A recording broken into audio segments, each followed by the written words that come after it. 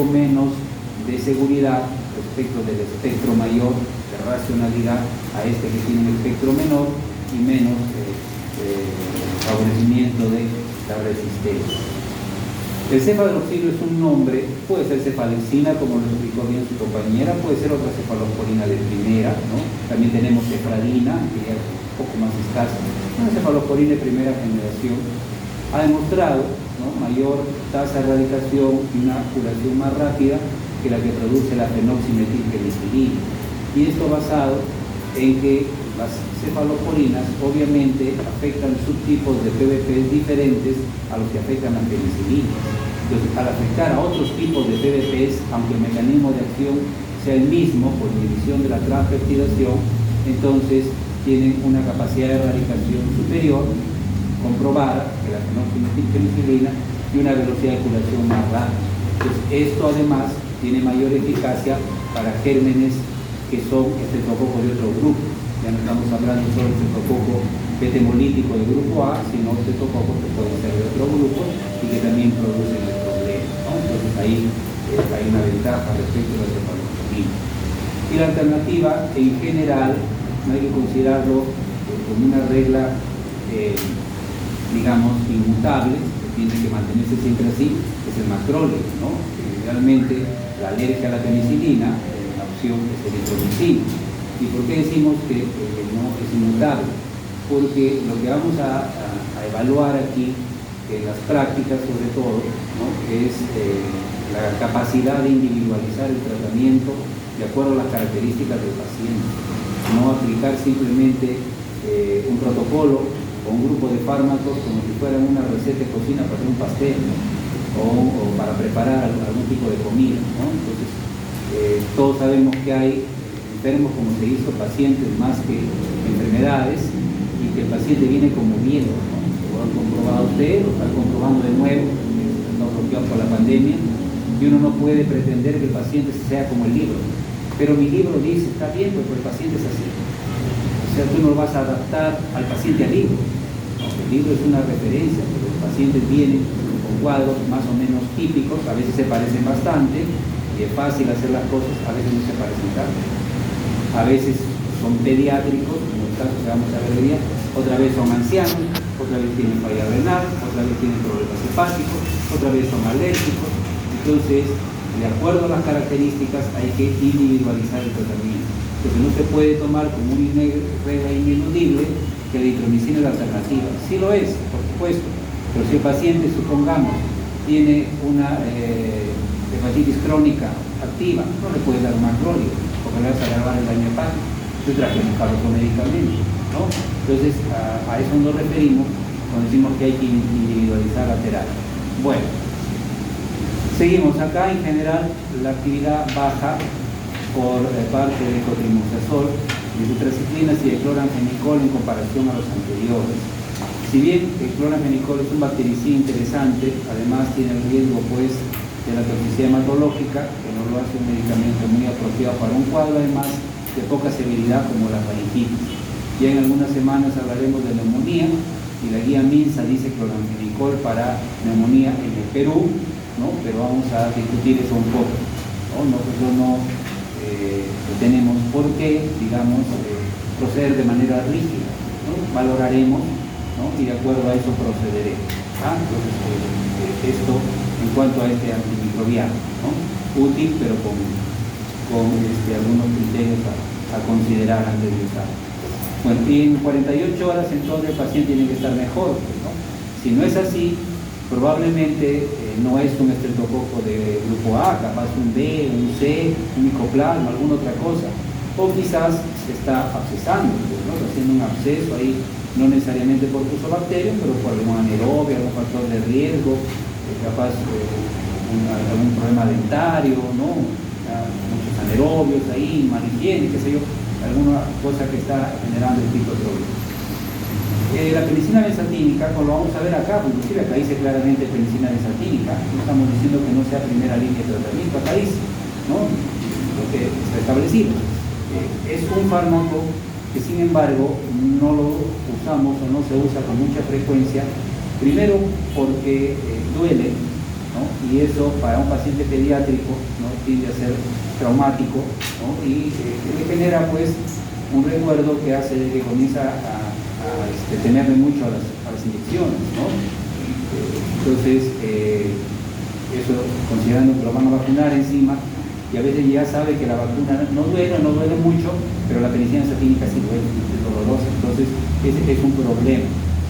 La eficacia no lo es, la eficacia no es un problema. La penicilina benzatínica, recordemos que tiene una hidrosolubilidad de más o menos 0,02% respecto de la hidrosolubilidad que tiene la penicilina G. O sea, es mucho menos hidrosoluble. La benzatina no solamente genera entonces un efecto anestésico, sino reduce marcadamente la hidrosolubilidad. ¿Y eso para qué sirve? Para que se absorba desde el músculo donde se administra, ¿no?, en un plazo de 26 días, como ustedes saben, ¿no?, que en promedio podría considerarse prácticamente un mes absorbiendo. Como el estreptococo piógenes es muy sensible, no importa que las concentraciones sean bajas, igual va a morir. ¿Cuál es el problema? Que la duración, ¿no?, va a ser un poco más prolongada. En otras palabras, se va a absorber poquito, lo va a erradicar el estreptococo, por supuesto, pero como las concentraciones son bajitas, el paciente se va a mejorar con un poco más de lentitud que cuando le damos fenoximetilpenicilina o amoxicilina. Entonces la mejoría un poquito más lenta, además que duele, ¿no?, pero resulta eficaz.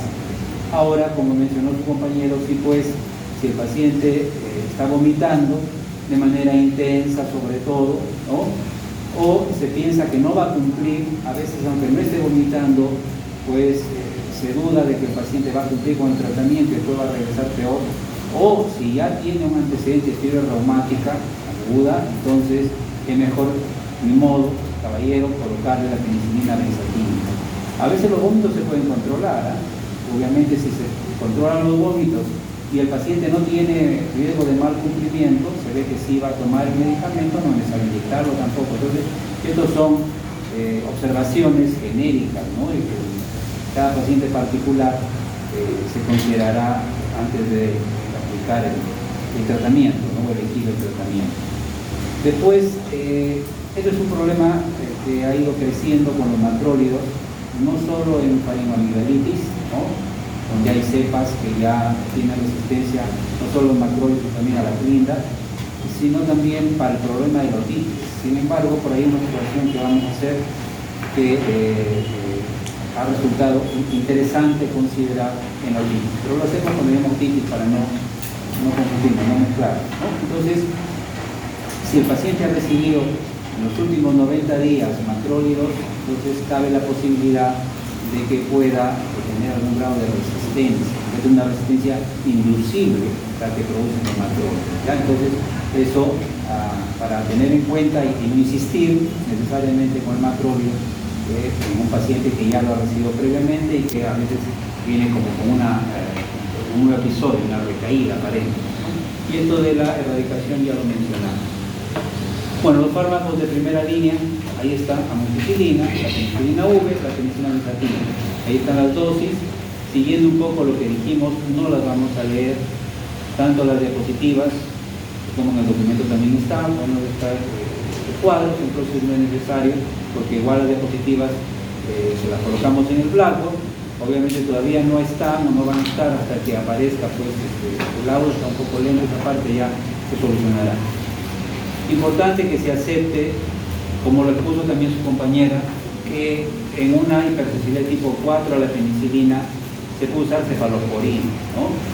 Esto creo lo sabemos todos y se relaciona con el tipo de hipersensibilidad, obviamente, ¿no? Entonces, una hipersensibilidad tipo 4 en general es un problema cutáneo, ¿no? Es un problema celular cutáneo, de manera que en el supuesto de que el paciente al recibir la cefalexina haga la reacción alérgica, va a ser del mismo tipo, muy seguramente, e inclusive atenuada, inferior a la que hace con la penicilina. Eso por un lado, porque nos puede preocupar, y si vuelve a hacer alergia va a ser así, ¿no? Hemos tenido inclusive oportunidad de comprobarlo, ¿no? Y que sucede así, ¿no? Además que está descrito. Y en segundo lugar, sabemos que el porcentaje de reacción cruzada es alrededor del 7%, ¿no? Uno dice un poquito más, un poquito menos. Eso quiere decir que de cada 100 pacientes alérgicos a la penicilina, ¿no? 7 también van a ser alérgicos a las cefalosporinas, ¿no? O de 10, 1 si quieren. De manera que no es tan frecuente la probabilidad de que haya reacción cruzada. Y hay que recordar finalmente que la reacción cruzada es más frecuente con cefalosporinas de primera que con cefalosporina de segunda o con cefalosporina de tercera. Conforme avanza la generación, la probabilidad de reacción cruzada también disminuye un poquito más. Entonces, todas las características avalan el uso de la cefalosporina de primera en un alérgico de tipo 4 a la penicilina. Ahora, cuando la hipersensibilidad tipo 1, obviamente hay que buscar otras alternativas, están los macrólidos, pero también está la clindamicina, ¿no? El cuadro pero es claro en ese sentido. Ciertamente, los primeros son eficaces en general, sin embargo, ¿no? Y hemos visto de que la resistencia ha ido aumentando, un poco más en realidad para eritro, porque acitro y claritro tienen una eficacia un poco mayor, tienen una penetración, sobre todo la primera mayor también a los medios intracelulares, ¿no? Tienen una área bajo la curva más alta y más duradera, ¿no? Más grande y más duradera, entonces un poco más difícil la resistencia a citromicina, ¿no? Es un poco más para eritro que se da el problema.